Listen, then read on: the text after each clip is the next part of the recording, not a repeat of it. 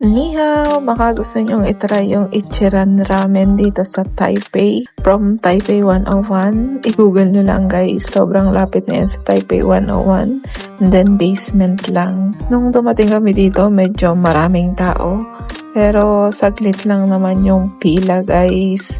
Kumuha na agad kami ng number kasi may number nga dahil maraming tao. Ito yung mga menu nila, tapos ito yung order form nila. And then yung nasa baba, yan yung mga pwede kayong magdagdag dyan kung ano yung gusto nyong orderin pa.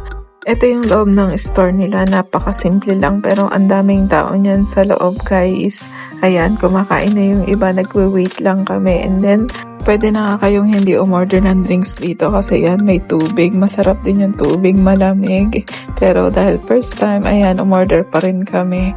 So, ayan na nga yung ramen namin. Guys, 10 over 10 yan guys. Ang sarap. Unang tikim ko pa lang. Pwedeng ulitin.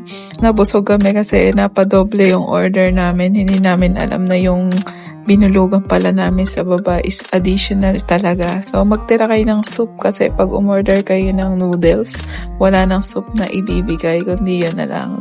310 up yung babayaran nyo dito guys. Sulit na sulit naman. So try nyo na rin yan. So yun lang. Salamat.